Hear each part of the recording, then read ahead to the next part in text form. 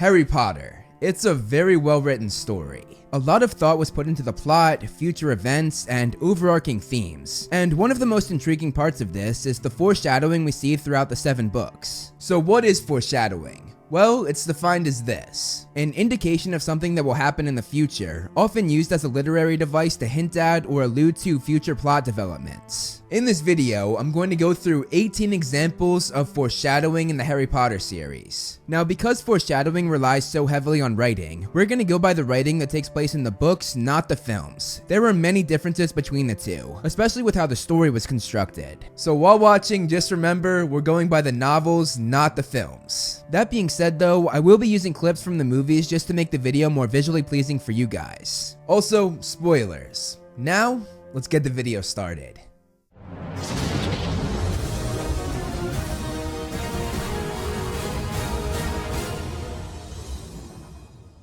Number 1. The Room of Requirement. The Room of Requirement wasn't utilized until the 5th book. However, it was alluded to in the Goblet of Fire. During the Yule Ball, Dumbledore told Igor Karkaroff and a few others including Harry that morning on his way to the bathroom, he made a wrong turn and stumbled upon this beautiful bathroom. But later when he went back to investigate, the room had vanished. Then in the next book, Dobby tells Harry about the room and how it works, which makes Harry realize that that's what Dumbledore had found a year before this. However, in the Secrets of Dumbledore trailer, Dumbledore uses the room. What is this place? The room we require. So I don't know how that's gonna work. He clearly did not know about it in the original series, so why would he know about it now? Number 2. The Gringotts break-in. In the first book, Gringotts was one of the first things Harry learned about in the Wizarding World, and as Hagrid told him about it, he said you'd be mad to try and rob the bank. Harry then asked why you'd be mad, and Hagrid explained how there were spells, enchantments, and there were even rumored to be dragons guarding the most important vaults. Fast forward from the first book to the last, Harry was mad enough to do the very thing Hagrid said you should never attempt. And sure enough, we find out that there really were dragons down there. In the Deathly Hallows, Harry reminisced. Standing on this very spot on the day he had turned 11, the most wonderful birthday of his life, and Hagrid standing beside him saying, "Like I said, you'd be mad to try and rob it." Gringotts had seemed a place of wonder that day, and never for an instant could he have dreamed that he would return to steal. Number 3. Harry and Ron predict the Goblet of Fire. In the beginning of the 4th book, Ron and Harry do some divination homework and make up a bunch of fake predictions that will happen to them. However, while they were made up, some of these predictions come true and foreshadow future events in the book. First, Harry predicts that he'll be in danger of burns, which sure enough he was when he faced the Hungarian Horntail in the first task of the Triwizard Tournament. Harry then predicts that Ron will lose a treasured possession, which shortly later Ron does, as he loses his treasured friendship with Harry. Stay away from me. Fine. Ron then predicts that someone Harry thought was a friend would stab him in the back. Many would say that it was Ron himself that did this with their fight, but another outlook makes more sense to me, and we see this as Harry grows close to Mad-Eye, or who he thought was Mad-Eye. But after growing close throughout the year, he stabs Harry in the back. As it turns out, he was plotting his death. Imagine how he will reward me when he learns that I have once and for all silenced the great Harry Potter. Number 4. How Moaning Myrtle Died. In the Chamber of Secrets, how Moaning Myrtle died was unknown until the end of the book. Or was it? When Ron begins to speculate what Tom Riddle, aka Lord Voldemort, got an award for, he says, maybe he murdered Myrtle. That would have done everyone a favor. Little did Ron know though, Riddle was actually the person who took Myrtle's life when he opened the Chamber of Secrets 50 years ago. Number 5. Aberforth Dumbledore. Aberforth is of course Albus Dumbledore's younger brother. We don't meet him until the final book, but there were 2 moments of foreshadowing for his character. Once in the Goblet of Fire, and once in the Order of the Phoenix, both of which pay off in the Deathly Hallows. In the Goblet of Fire, Dumbledore mentioned his brother for the first time, saying, "My own brother Aberforth was prosecuted for practicing inappropriate charms on a goat." Then in the 5th book, the DA had their first meeting in the Hog's Head, a pub in Hogsmeade, and Harry's first thought when he walked in was that it smelled like goats, the creatures we found out in the 4th book Aberforth was very fond of. Then in the Deathly Hallows, we put these 2 moments of foreshadowing together, as we realize that Aberforth is the owner of the Hog's Head. Number 6. Sirius Black. Sirius Black turns into a very major character, but not until the 3rd novel. However, Rowling set up his character in the very first chapter of the very first book. When asked where he got the flying motorbike, Hagrid replies saying, "Borrowed it, Professor Dumbledore, sir. Young Sirius Black lent it to me." Most fans probably dismissed the name at the time, but this was Rowling foreshadowing the importance of Sirius's character very early on, and most fans probably did not even notice until much later. Number 7.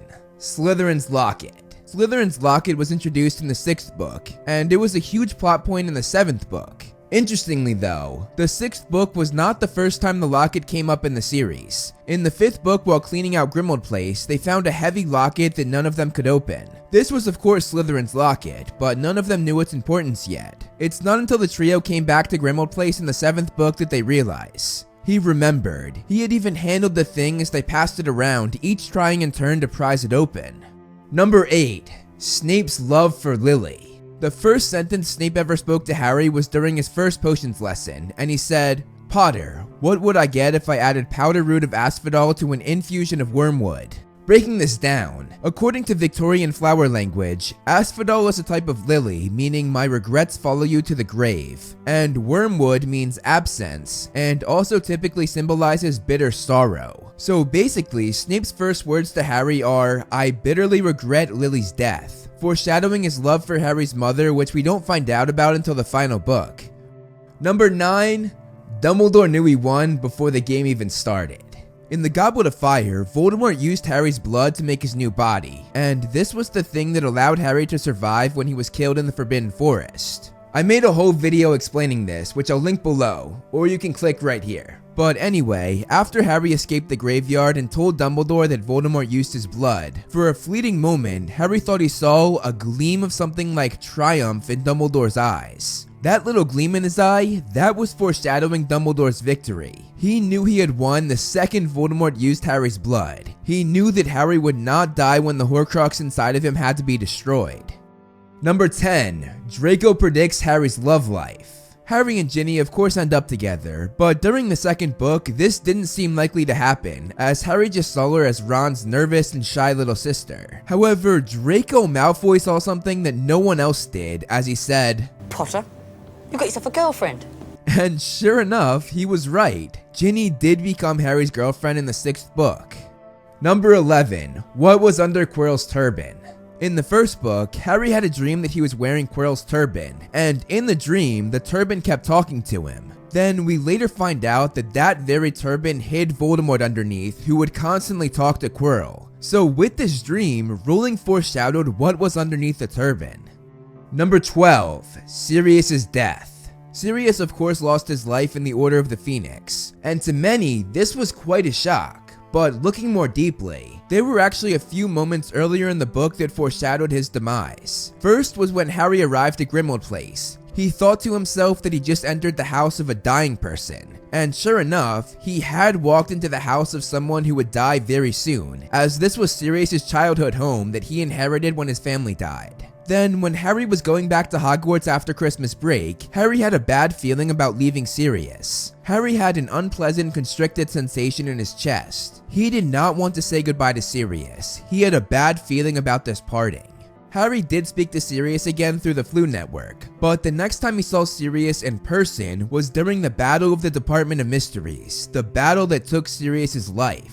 That bad feeling Harry had when parting ways with Sirius foreshadowed his death. Number 13. The Centaurs Prophecy. In the 1st book, Harry came across Lord Voldemort in the Forbidden Forest, but he was saved by the centaur Firenze. Afterward though, the other centaurs got mad at Firenze for doing this, as they had seen in the stars that Harry was supposed to be killed by Lord Voldemort in that very forest. As we know, Harry did not die that night, but this little moment in the 1st book foreshadowed what would happen in the final book. Harry did die in that forest at the hand of none other than Lord Voldemort, exactly what the centaurs and the stars had predicted. It was just 6 years later. Number 14. Percys Betrayal. In the 5th book, Percy Weasley turned on his own family, refusing to join the Order of the Phoenix, instead choosing his job at the Ministry over his mother, father, and siblings. While this happened in the 5th book, this was actually foreshadowed in the 4th book, The Goblet of Fire. While Harry, Ron, Hermione, and Sirius were discussing Barty Crouch sending his own son to Azkaban, choosing his job over his own family, Ron said that knowing this about Crouch would only make Percy like Crouch more. Hermione replied saying that Percy would never turn on his family, but Ron said, I don't know, if he thought we were standing in the way of his career. Percy's really ambitious, you know. And 1 book later, he proved Ron right. Number 15, Narcissa Hints to Dumbledore's Death. The Half-Blood Prince will always be remembered as the novel where Dumbledore died. It was a huge shock, but upon rereading the series, we actually see a small hint that foreshadows Dumbledore's fate in this book. While in Diagon Alley, the trio ran into Draco and his mother Narcissa, and after some back and forth, which included drawing their wands, Narcissa said to Harry, I see being Dumbledore's favorite has given you a false sense of security, Harry Potter, but Dumbledore won't always be there to protect you. Narcissa of course knew what Dumbledore's fate would be. He would be killed that year by either her son or Snape, whom she had made an unbreakable vow with. Number 16, Harry predicts his own fate.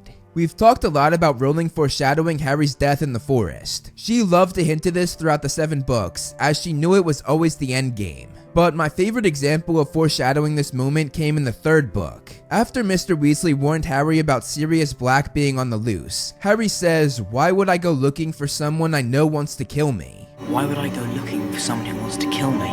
While this was about Sirius at the time, it also foreshadowed Harry doing exactly what he said a little over 4 years later. He went looking for Voldemort, a man Harry knew wanted to kill him.